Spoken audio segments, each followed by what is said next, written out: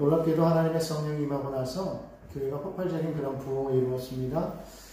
디아스포라라고 많이 흩어졌던 그런 사람들이 6월절을 지키기 위해서 예루살렘으로 왔다가 그들이 성령에 임한 그 모습을 바라보면서 많이 변화가 되고, 또 그로 인하여서 성령 받은 사도들이 나아가서 복음을 증거할 때, 특별히 베드로가 전할 때 많은 사람들이 그 복음을 듣고 그들 마음이 찔림을 받아서 회개하고 예수께 돌아와서 그래서 함께 하나님을 섬겼던 그런 모습을 보게 됩니다.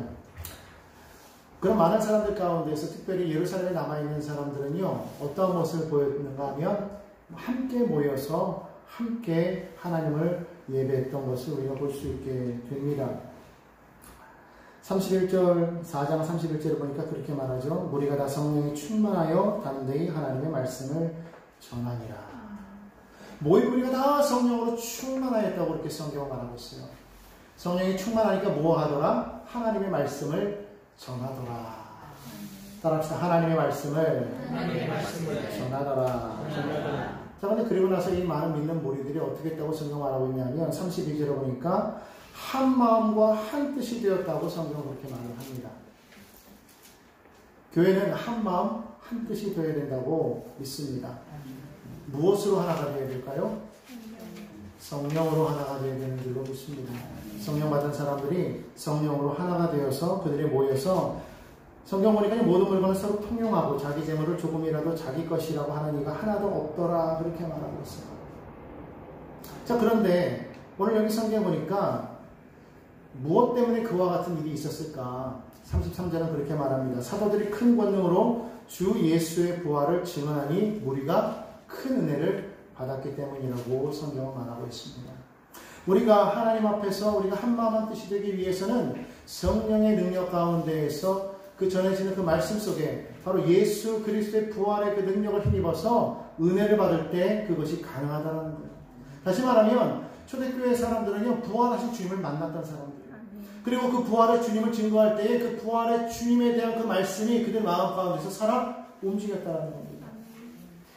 거기에 은혜가 있었다는 거예요. 은혜는 다른 게 있는 것이 아닙니다. 우리가 힘들었다가 그 힘든 것을 벗어나는 게 은혜 아닙니다.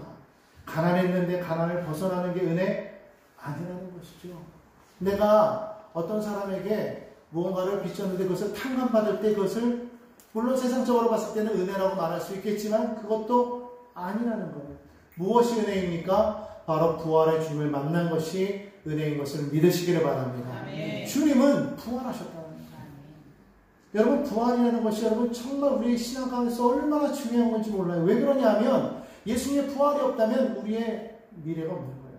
소망이 없는 겁니다. 하나님의 나라가 없는 거예요. 우리의 믿음이 거기서 끝나버리는 것입니다. 그렇기 때문에 우리의 믿음은 아무것도 아니게 되는 것이죠. 그러나 예수님께서 죽으셨을 뿐만 아니라 부활하셨다. 그 부활하신 주님을 이들이 그냥 듣기만 했으면은 절대로 그러한 믿음이 생기지 않았을 텐데 부활의 주님을 만났다.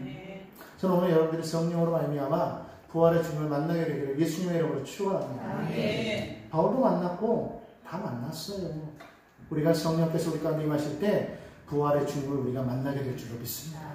그 부활의 주님을 우리가 날마다 우리 마음 가운데 새기며 그 말씀을 증거할 때에 은혜가 넘치게 될 줄로 믿습니다. 왜 증거할 때 은혜가 넘치게 되냐면 내 안에 있는 것을 자꾸 내 입술로 말할 때에 그것이 내가 듣고 내가 은혜를 받게 되어 있어요. 여러분, 전도할 때 그런 거 많이 느끼지 않습니까? 전도하다 보면은요, 이것이 그 사람에게 주는 말씀이 아니라 어쩔 때는 내게 주시는 하나님의 말씀으로 드릴 때가 있다라는 거예요. 그래서 막 전하다가 내가 은혜 받고 내가 감동돼요. 예전에 제가 신학생 때 그때 막 전도를 하는데 그때는 사형리가 한참 유행이어가지고 사형리를 딱 들고서 나가서 전도를 하는데 이것을 막 읽어줘요. 그대로 읽어주면서 그들에게 이렇게 전하니까 어떤 사람은 그냥 그 읽어주기만 해도 정말 그 자리에서 결심하고 교회 나오는 사람이 그때 당시에 있었어요. 근데 제일 희한한 건 뭐냐면 그들에게 이것을 계속 전해주는데 어떨 때는 어떤 사람, 그 사람들이 나에게 막 이렇게 물어보잖아요. 그럼 막 거기에 설명해 주는데 전도가 다 끝나고 난 다음에 보면은 내가 그때 한 말이 내가 무슨 말이었지? 그때 정말 기가 막힌 은혜 말이었는데 생각이 안 나요. 그때 제가 느낀 게 뭐냐면, 이게 내가 한 게 아니구나.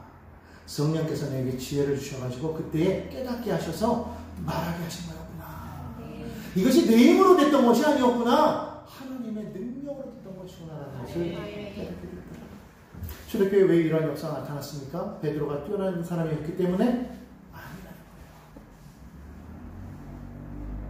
하나님의 성령이 그 가운데 임하니까 베드로와 같은 사람도 들어 쓰셔서 말씀을 전하니까 그 가운데 회개의 역사가 일어나더라는 거예요. 다시 말하면 회개케 하시는 분은 누구냐? 성령이라는 거예요. 성령이 임하니까 은혜를 받으니까 그들이요 자기가 가진 것을 나누는 역사가 있었다는 거예요. 그래서 34절에 보니까 뭐라고 말합니까? 그 중에 가난한 사람이 없었대요. 이는 밭과 집 있는 자가 다 팔아서 급한 것을 값을 가져다가 사도들의 발 앞에 두매 그들이 각 사람의 필요를 따라 나누어 줌이라고 했어요. 그런데 제가 지금 여기서 한 가지 지금 말 하나 덧붙인 게 있는데 뭐냐면은 다 팔아 그랬거든요. 사실 다는 없어요. 내 생각이야. 그냥 팔았다라는 거예요. 여러분 제가 이렇게 말할 때 그냥 아무런 의심 없이 그냥 받아들였죠? 다가 아니라는 거예요. 그냥 팔았대요. 뭐에 따라서? 은혜에 따라서. 근데 어떤 사람은 다 판 사람도 있을 거예요. 오늘 여기 성경 36절에 보니까 구보로에서 난 그 레위족 사람이 있으니 이름은 요셉이라. 사도들이 일컬어 바나바라 그렇게 돼요. 바나바는 그 별명이에요. 사도들이 붙여준 이름이에요. 원래 이름은 요셉이에요. 근데 그 이름의 뜻이 뭐냐면 위로의 아들이라는 거예요. 그러니까 바나바는 위로의 아들이었어요. 왜냐하면 그가 밭이 있으면 팔아 그 값을 가지고 사도들의 발 앞에 두었대요. 아마 이 사람은 재산이 상당히 많았던 사람이었던 것 같아요. 영향력이 있었던 사람이었던 것 같아요. 다른 많은 사람들도 있었겠지만 특별히 바나바를 여기에서 이야기한 이유가 있었을 거예요. 그런데 나중에 보면 이 바나바가 바울을 이끌어내는 그런 한 역할을 하는 그런 사람이 되죠. 아무튼 이 바나바는 어떤 사람이었느냐, 이 요셉은 어떤 사람이냐, 위로하는 사람이었다라는 거예요. 사람들을 위로하는 마음이 있었다라는 거예요. 가진 것이 많다고 해가지고 위로할까요? 아닙니다. 정말 그 사람을 긍휼히 여기는 마음이 있어야 위로할 수가 있는 거예요. 긍휼히 여기는 자는 복이 있느니 저가 긍휼히 여김을 받을 것이며. 다시 말하면 이 사람은 긍휼히 여길 뿐만 아니라 긍휼히 여김을 받은 사람이었다. 남에게 긍휼히 여김을 받은 사람이 긍휼을 베풀 수가 있어요. 남에게 은혜를 받은 사람이 은혜를 베풀 수가 있는 겁니다. 성령의 충만함으로 말미암아 은혜를 받았더니 그가 긍휼을 베풀더라, 위로를 베풀더라. 다시 말하면 성령은 위로의 하나님이라 여러분 마음이 슬프고 외로운 사람들을 성령께서 임하시면 그 마음을 위로해 주실 줄로 믿습니다. 오늘날 많은 사람들이 많은 병에 걸려 있습니다. 특별히 우울증에 걸려 있어요. 정신적인 병에 걸려 있습니다. 공황장애에 걸려 있습니다. 정말 얼마나 많은 사람들이 우울증에 걸려 있는지 몰라요. 보십시오. 얼마 전에 뉴스에 나오지 않았어요? 한 젊은 여인을 다혜 같은 젊은 여인을 죽였어요. 죽인 이유가 뭔지 아십니까? 그냥 죽이고 싶었대요. 오늘날 이런 시대를 살아가고 있어요. 왜 그럴까요? 은혜를 받지 못했기 때문에. 은혜가 끊어졌기 때문에. 왜 은혜가 끊어졌을까요? 은혜가 흘러넘치지 않기 때문에 그렇습니다. 은혜는 어디서부터 흘러넘칩니까? 은혜를 받은 사람으로부터 흘러넘치는 거예요. 성령을 받으면요 권능을 받는다고 했어요. 어떤 권능입니까? 은혜가 넘치는 거죠. 위로가 넘치는 겁니다. 여러분 그냥 단순히 권능이 나타났다고 해가지고 권능을 우리는 항상 어떤 표적으로만 생각합니다. 물론 성경에 보면 마법에 그런 말씀이 있기 때문에 믿는 자에게는 이렇게 따른다고 했기 때문에 제가 귀신을 쫓아낸다고 했어요. 뱀을 짓는다고 했어요. 새나무를 말한다고 했어요. 무슨 독을 마실 줄은 해를 받지 않는다고 했어요. 병든 자에게 손 얹으면 나은다고 했어요. 그러니까 사람들은 그것만 생각하는 거예요. 물론 그런 기적이 일어났습니다. 오늘 여기 성경은 사도들이 큰 권능으로 예수의 벌을 증거하는데요. 뒤를 쭉 내려서 5장에 보니까요. 어떤 일이냐? 12절에 보니까 민간의 표적과 기사가 많이 나타났다고 그렇게 말하고 있거든요. 그러니까 분명히 그런 기적은 일어났다라는 거예요. 왜? 우리가 지난번에 보았잖아요. 베드로와 요한이 성전 미문에서 앉아있던 그 40년 동안 앉아있던 그 안전뱅이를 예수의 이름으로 일으켰단 말입니다. 근데 그것만 있는 게 아니었다라는 거예요. 성령이 임하니까 위로가 넘치더라는 거예요. 은혜가 넘쳤다라는 거예요. 여러분 표적과 기사만 따라가면은요 더 큰 표적이 안 나타나면 믿음이 떨어집니다. 전 그런 사람 보았어요. 실제로 그런 기적만 따라다니는 사람이 있었어요. 어디 가니까 이빨이 금으로 변한대요. 그러니까 금리 변한다고 해가지고 거울로 갔어요. 그래가지고 나는 잘 다니는 줄 알았어. 그랬더니 어느 순간인가 이분이 거기 있지 않고 어디로 옮겼대. 어디로 간다 했더니 이번에는 금가루를 뿌린대요. 이 목사님 말씀만 하면 하늘에서 금가루가 떨어진다는 거예요. 그러니까 금융보다 금가루가 더 세게 많으니까 그쪽으로 옮겨갔더라고. 여러분, 기적만 쫓아다니면요, 더 큰 기적이 나타나지 않으면요, 감동이 없어요. 가장 큰 감동은요, 어떤 기적과 표적이 나타나서 감동이 되는 거 아니에요. 그 표적은요, 그 순간에 그 믿지 않는 사람이 믿게끔 하는 원동력은 될 수 있어도 꾸준하게 믿음을 이어가는 어떤 표적은 될 수가 없어요. 제가 전에 말씀드렸잖아요. 목사님 말씀 듣고 순간적으로 새로운 신자가 병고침을 받았어요. 제가 말씀드렸죠. 여기 혹이 나가지고 이 혹이 그냥 기도하는데 사람들이 다 보고 있어서 그 보는 앞에서 이게 쑥 들어버렸어. 젊은 여인이 평생 한 번도 이 민낯이 한 번 입어보지 못했던 그런 아가씨가 이 혹 때문에, 근데 이걸 쥐고 있는데 목사님이 딱 기도하는데 이게 쑥 들어가요. 얼마나 기적이에요. 그러면 나와야 되잖아. 세상이 젊으니까 이게 들어갔다고 세상에 그때부터 민소매 입고 다니면서 들러 바다로 다니는 거예요. 표적은요, 그때입니다. 정말은 뭐냐면 성령이 내게 임하면요, 말할 수 없는 은혜가 내 안에서부터 넘쳐나는 거예요. 생수가 흘러 넘치는 겁니다. 막 그것이 막 흘러 넘치게 되니까 이것을 주변에 막 뿌리는 거예요. 초대교회 모습이 그랬다는 거예요. 초대교회가 왜 한마음한테 주였느냐? 성령이 주시는 그 은혜가 넘쳤기 때문에 서로 막 은혜가 넘치니까 막 서로 주는 거예요. 서로 주는 거예요. 여기서는 뭐 가난한 사람이 없었다고 말하지만 서로 막 주었기 때문에, 가난한 사람이 요즘 같으면 이렇게 주면은요 그냥 계속 받으려고 해요. 그거 아십니까? 있는 사람이 계속 주잖아요. 받는 사람은 계속 받을 생각을 하지, 그거 갖고 놀 생각하지요. 절대로 일할 생각 안 합니다. 초대교회는 안 그랬다는 거예요. 그걸 가지고서 서로가 서로를 위했다는 거예요. 그러니까 은혜가 넘치는 거예요. 여러분 생각해 보십시오. 나는 계속 주는데 저쪽은 계속 받기만 하고 그걸로 계속 끝난다면 나도 어느 순간에 가는 기쁨이 메마르지 않겠어요? 이거 맨날 주는데 맨날 그 모양 돋보이면 내 마음이 좋겠습니까? 아니죠. 아마 초대교회가 그런 모습이었다면 진작에 깨졌었어요. 그런데 성경을 보니까 어떻습니까? 계속해서 은혜가 넘쳤다고 성경은 말하고 있어요. 5장 12절로부터 쭉 보니까 뭐라고 말하고 있습니까? 14절은요, 믿고 주께로 나오는 자가 더 많아졌대요. 이게 초대교회 모습이었다는 겁니다. 표적만 일어나는 게 아니라 은혜가 넘쳤다는 거예요. 그 중에 대표적인 모습이 바나바였다는 것이죠. 오늘 여러분, 우리가 나누는 데만 급급하지 마시고 정말 필요한 건 뭐냐면 은혜가 먼저 내 안에 있어야 된다. 네. 내 안에 은혜가 없으면 아무리 주고 싶어도 안 주게 돼 있어요. 꼭꼭 숨겨놓게 돼 있습니다. 숨겨놓았다가 뭐 하느냐? 다 싹혀버려요.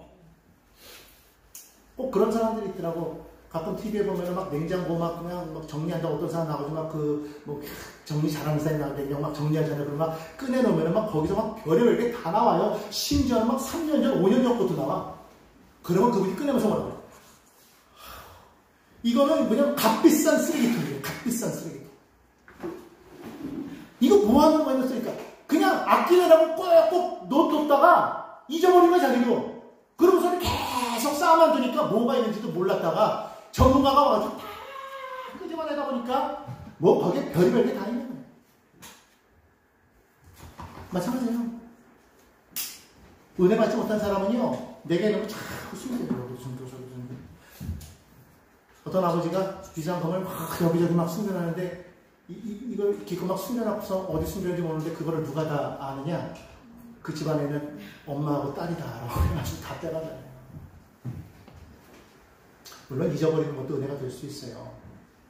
여러분, 다람쥐가 이 도토리를 이렇게 다 모아다가 그것을 숨길 때 이걸 여기서 막 숨기잖아요. 숨기면은 이거를 뭘 보고 기준점으로 삼아서 숨기는지 아십니까?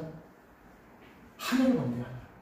이렇게 보면서 하늘에 떠오르는 구름을 딱 보면서 아, 저 구름 있는 이 자리지? 그러고 딱 숨겨놓네. 여기 구름이 거기 있어요? 흘러가요. 그러니까 다람쥐가 왔다가 구름이 없는 거야.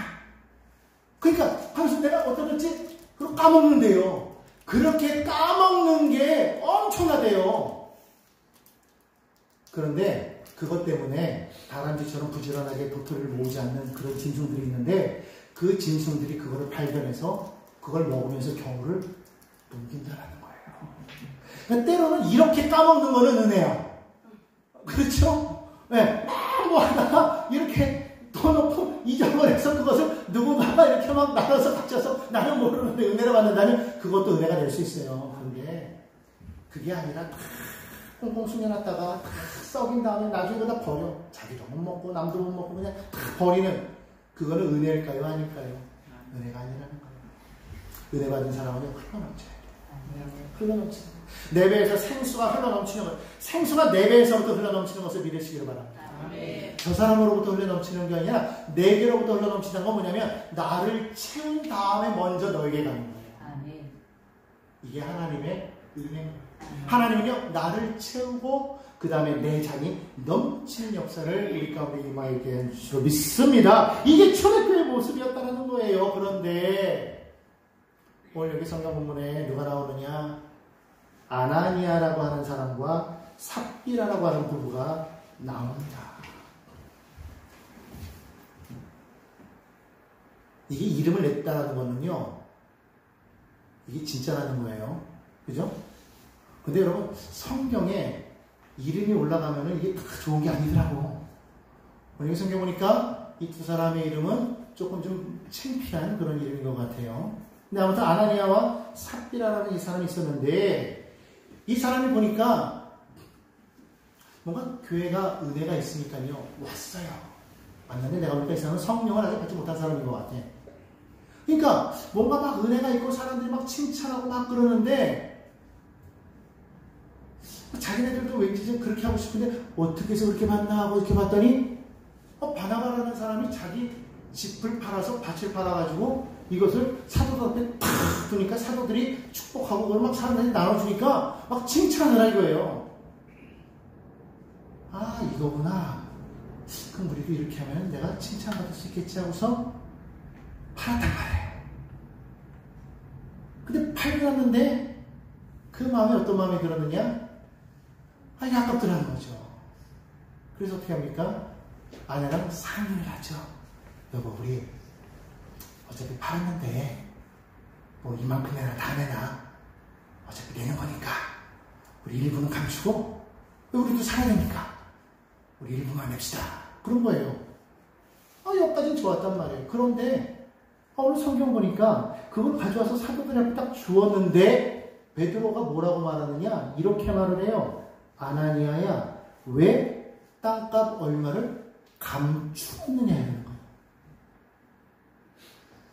이 말을 자세히 보면 아나니아가 뭐라고 말했을 것 같아요? 내가 판 것 전부를 가져왔습니다 라고 말했겠죠. 여기는 그런 말이 없어요. 그냥 뭐라고 말하냐면 그냥 사도들의 발 앞에 두니 그랬어요. 아나니아가 뭐라고 말 안 했는데 유추해 보면 사도님, 베드로님 내가 다 팔아서 하고 왔어요. 뭐 뻔했죠. 저를 칭찬해 주세요. 그러니까 베드로가 뭐라고 해요? 베드로가 뭐 그 사람을 속마음까지 알았겠습니까? 성령께서 말씀하시기를 야 이거 다 아니다 말한 거예요. 그러면서 뭐라고 말합니까? 내가 어찌하여 사탄이 내 마음에 가득하여 성령을 속이고 땅값을 얼마를 감추었느냐 이 말을 합니다. 그런데 그 말이 떨어지기가 무섭게 어떻게 돼요? 성경에 보니까 혼이 떠났다고 그랬어요. 혼이 떠났다. 죽었다라는 말이에요. 놀랄 일이 생겼어요. 사람들이 놀랬겠죠? 젊은 사람들이 일어나가지고 그 시신을 메고 나가서 장사했다고 그랬어요. 시간이 한 3시간쯤 지났다고 그랬습니다. 그 아내가 왔어요. 왜 왔을까요? 남편이 안 와. 갔는데 아마 아내는 조금 찔려서 안 했을 수도 있고 감추느라고 안 했을 수도 있고 아무튼 나중에 왔단 말이죠. 왔는데 아마 오면서 뭐라고 했을까? 야 어느 정도길래 얼마큼 칭찬받고 있길래 지금 오지 않을까? 기대감을 가지고 왔겠지요. 근데 와서 보니까 남편이 없어요. 근데 갑자기 베드로가 부릅니다. 갔어요. 뭔가 칭찬해 주려고 합니다. 뭐라고 그럽니까? 삽비라야, 이 금액이 땅판 값 전부냐?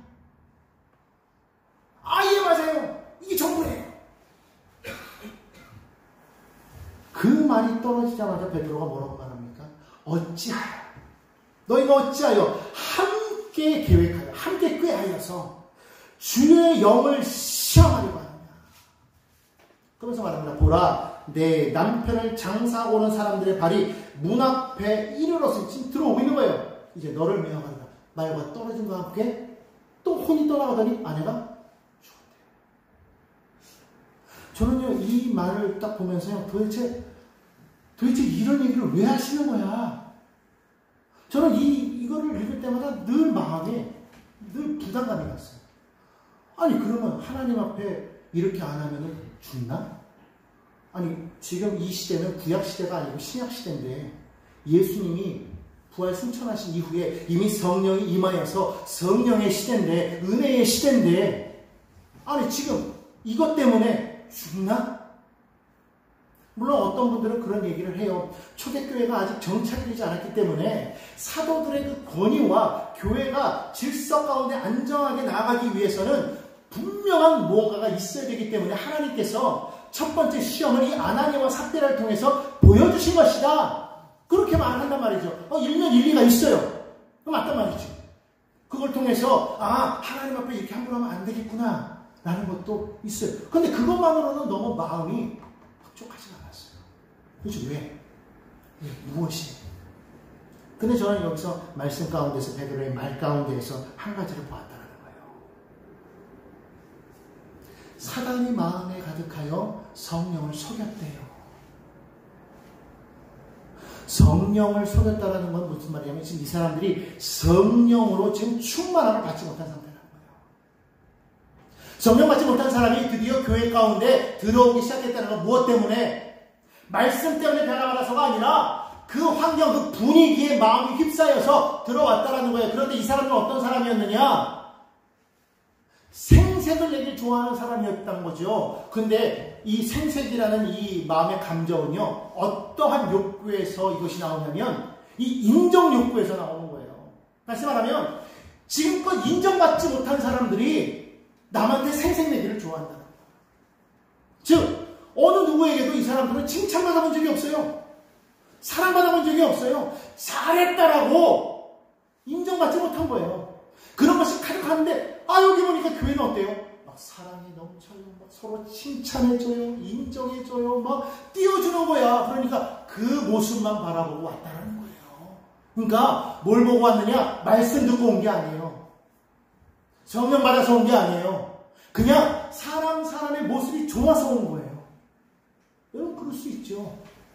그러면 그 자리에 온 사람들이 먼저 이것을 하기 위해서는 먼저 무엇이 이루어져야 되느냐? 그렇게 왔어도 먼저 성령이 그 가운데 임하여서 은혜가 임하여야 되는데 이 사람들은 지금 은혜 받기도 전에 성령 받기도 전에 뭐부터 본 거예요? 겉에 드러난 그 칭찬받는 그 모습만 본 거예요. 여러분 교회가 정말 우리가 조심해야 될 게 여기 있다는 거예요. 뭐냐면 먼저 은혜 받게 해야 되는 거예요. 그 은혜가 어디서 오는 거냐? 무조건 베풀고 나누고 섬기는 데만 있는 것이 아니라는 거예요. 그가 말씀으로 성령으로 충만하도록 하는 것이 그게 은혜라는 거예요. 성령 받지 않은 상태에서 그가 뭐 하는 거는요? 그 자칫하다가는 그 사람을 죽일 수도 있다는 거예요. 지금 이 아나니아와 삽비라가 한 행동이 잘못된 게 아니라는 거예요. 얼마나 대단한 행동입니까? 여러분 같으면 우리 그렇게 할 수 있겠어요? 아니 팔아가지고 일부라도 내놓을 수 있겠습니까? 힘든 일이에요. 근데 이 사람들은 인정욕구가 강하니까 그냥 그런 감정으로도 이만큼 할 수 있다는 것을 보여주는 거예요. 사람은 이만큼 할 수 있다는 거예요. 문제 뭐냐? 결국 그렇게 되니까 은혜가 없으니까 뭐 하게 돼요? 속이게 되더라는 거예요. 근데 잘 보십시오. 사람은 속일 수 있는 거예요. 누굴 못 속이는 거예요? 성령을 못 속이는 거예요. 누굴 못 속이는 거예요? 나를 못 속이는 거예요. 나는 알잖아. 그렇잖아요. 그러니까 거짓말하는 건 뭐냐면 결국 자기 자신을 속이는 거예요. 얼마나 불행한 사람입니까? 얼마나 불쌍한 사람입니까? 나를 속이고 하나님을 속이고. 그런 말이 있더라고요. 한 가지 거짓말을 덮으려면 7개의 거짓말이 필요해요. 한번 거짓말을 하기 시작하면은요, 그 거짓말을 덮기 위해서 계속 거짓말로 살아갈 수밖에 없다는 거예요. 여러분, 그런 마음 가운데 성령이 임할 수가 있겠습니까? 못 임하는 거죠. 그러니까, 여러분, 우리가 제일 먼저, 교회 누군가가 오든 제일 먼저 우리가 해야 될 게 있어요. 뭐냐? 성령 받게 해야 되는 거예요. 교회에 있는 사람들이 제일 먼저 구해야 될 게 있어요. 뭐냐? 성령 받아야 된다는 거예요. 성령으로 충만하지 않으면 결국에는 그 모든 성령과 그 모든 나눔이 결국 하나님 앞에서 범죄업이 될 수도 있다는 거예요. 무너지게 한다는 겁니다. 그 분위기에만 우리가 묻혀서는 안 되는 거예요. 아무리 선한 의도로 사랑으로 모든 것을 베푼다고 할지라도 그것이 성령께서 내게 주신 마음이 아니면 절대로 안 되는 거예요. 그렇기 때문에 우리는 항상 날마다 성령께서 나를 주장하시기를 구해야 되는 거예요. 아멘. 무엇이 옳으냐 무엇이 그러냐가 아니에요. 옳고 그러면 하나님께 달리는 거예요. 내가 옳은 게 아니라고. 옳은 게 옳은 게 아니라는 거예요. 세상적인 도덕률이 옳은 게 아니라는 겁니다. 옳은 것은 오직 하나님입니다. 하나님 저 사람이 왜 죽었습니까? 무서우신 하나님, 공포의 하나님. 아니라는 거예요. 하나님이 하시는 일에는요, 우리는 뭐라고 말할 수가 없어요. 주신 자도 야외시고, 취하신 자도 야외시고, 생사화복을 하나님께서 주관하시는데, 지금 당장이라도 오늘 우리가 갑자기 확 죽을 수 있어요. 그렇잖아요.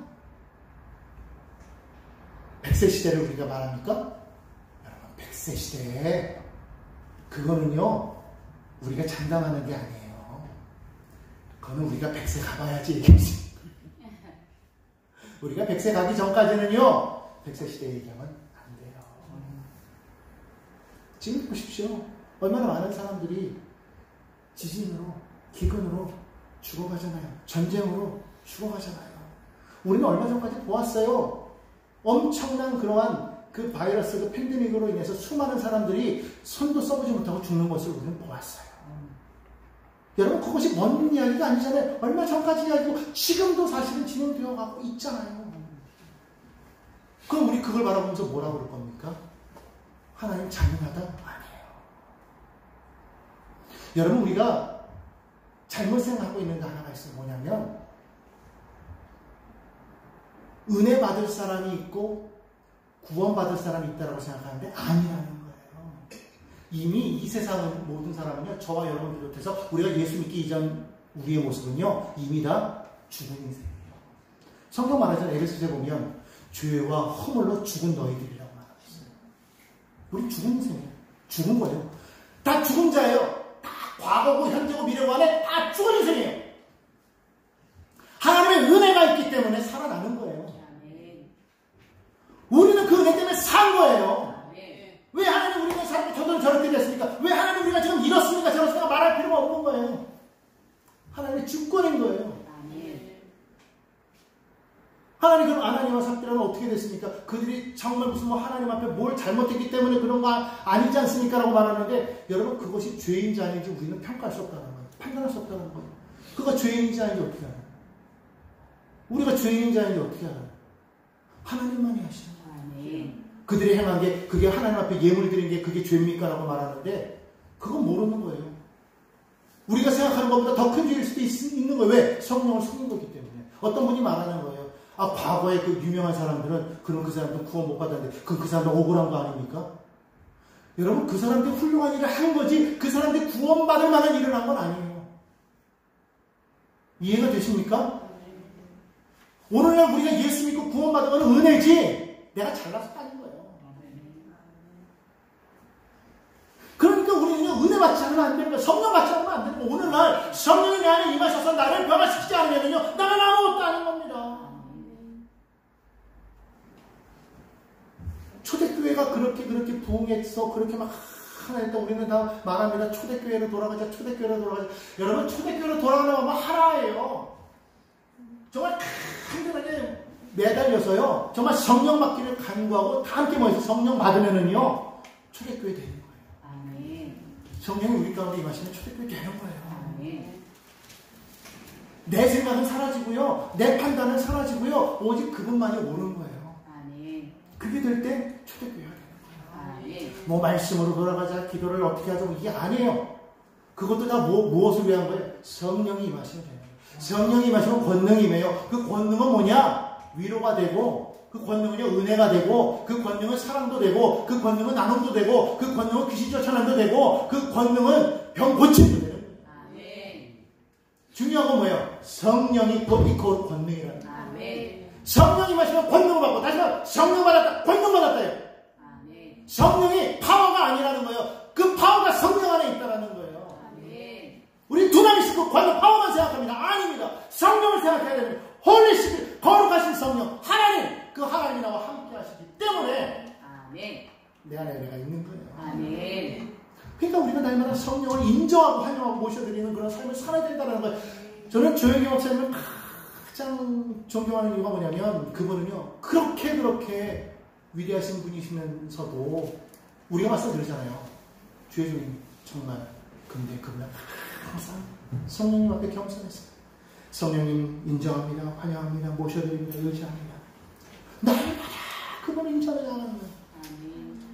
그리고 날마다 그분 앞에 기도하는 거예요. 기도하지 않으면 죽으니까.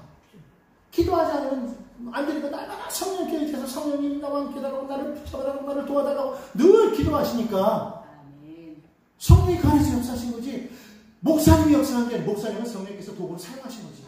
근데 도구로 사용될 만한 그런 그릇이 되니까 사용받는 거 아니겠어요? 그러니까 오늘 여러분이 저와 마찬가지예요. 하나님 앞에 정말로 귀한 도구로 사용받기 위해서는 어떻게 되느냐? 날마다 성령이 내 안에 말씀 기도하면서 성령을 인정하고 그분에게 온전히 붙잡혀야 되어서 살아나가는 우리가 되어야 될 줄 믿습니다. 내가 그분에게 붙잡히지 않으면 나는 아무것도 아니에요. 교회는 아무것도 아닌 거예요. 결국 그럼 우리는 뭐 하는 거냐? 우리의 믿음이요 결국은 그냥 하나님도 속이고 사람도 속이는 거야. 믿음이 있는 것 같은데 사람이 봤을 땐 믿음이 있는 것 같은데 하나님이 봤을 때는 믿음이 없다. 그렇게 있다는 거예요. 저 사람은 정말 믿음에 있어서 선한 일을 행한 것 같은데 아닐 수도 있다는 거예요. 여러분 그렇기 때문에 우리가 사람을 속이는 것을 두려워하지 맙시다. 하나님을 속이는 걸 두려워해야 돼요. 결국 하나님을 속이지 않는 사람은 사람도 안 속이게 돼 있어요. 정말. 근데 오늘 여기 성경 보니까 안타까운 게 하나 또 있어요. 뭐냐면 4절에 그렇게 말합니다. 베드로가 아나니아에게 땅이 그대로 있을 때는 내 땅이 아니며 판 후에도 내 마음대로 할 수가 없더냐. 이거를 그 현대인의 성경을 보니까 야, 그 땅 팔기 전에 네 거였잖아. 그리고 땅을 판 다음에 너 돈 있잖아. 그거 다 네 거였잖아. 근데 그거 네 마음대로 못해? 이 말은 무슨 말이에요? 지금 이 사람이 자기 거를 가지고 있으면서도 지금 사람 앞에서 뭐 하려고 그런 거예요? 속이려고 했잖아요. 자유함이 없는 거예요. 돈이 있어도, 시간이 있어도, 건강이 있어도, 명예가 있어도 자유하지 못한 사람들이 많아요. 옛날에 어떤 영화를 보니까 오래된 영화에서 기억만 나는데 어떤 경찰이 사람들 앞에서는 의로운 것처럼 하면서도 뒤로는 뇌물 받아가지고 한쪽으로는 어마어마하게 집을 만들어 놓고 자기는 그냥 허름한 데서 살아. 월세집 같은 데서. 그러나서 거기 밑에다가 지하를 파가지고 그 하수도 같은 데로 이렇게 해가지고 나와가지고 자기 집에 가가지고 살 때는 거기서 살고 나올 때는 이렇게 기어 들어와가지고 이 집에서 나오는 거야. 근데 내가 너무 안타까운 게 뭔지 알아요? 그 영화에서. 근데 그분이 교회에서 안수집사였나 봐. 나와가지고 목사님이 뭐라고 말하고 그게 왜 다 자기 얘기거든. 그러니까 주님 앞에 회개하마다 되는 건 주여 내가 잘못했습니다. 그러고는 그 일을 하는 거야 계속. 내가 그걸 딱 보면서요. 아, 우리가 그럴 수 있겠구나. 하나님은 보고 계시는데 사람은 속였어. 그래서 의로운 경찰이고 상도 받았어. 그런데 하나님이 보실 때는 아무리 우리가 주야 그러고 회개한다고 해도 그건 하나님 기만하는 것이고 하나님 그걸 받으셨을까? 여러분 그걸 생각해야 된다. 하나님이 정말 받으셨을까? 내가 드리는 이 예배를, 내가 드리는 이 예물을 하나님이 정말 받으셨을까? 그러지 않는다면 아무것도 아닌 거 아니에요? 여러분 그렇기 때문에 정말 우리가 정말 성령이 임하면은요 내 안에 참된 자유가 진리를 알지니 진리가 너희를 자유케 하리라. 여러분 그 말씀의 의미를 우리가 기억해야 될 줄로 믿습니다. 하나님은 하나님의 성령이 내게 임하면은요 참된 자유가 임하는 거예요. 그런 것 없이 살아가는 많은 사람들 여기는 없는 줄로 믿습니다. 아멘. 아무쪼록 여기 계신 우리 모두는 성령으로 충만하여서 하나님께서 내게 주신 그 은혜를 흘러넘치게 하는 믿음의 백성들의 삶이 되기를 주 예수의 이름으로 축원합니다. 아멘. 전혀 내 안에 사람의 마음이 들어오지 못하도록 날마다 성령으로 충만히 채워나가시면서 늘 승리하는 우리 모두가 됩시다.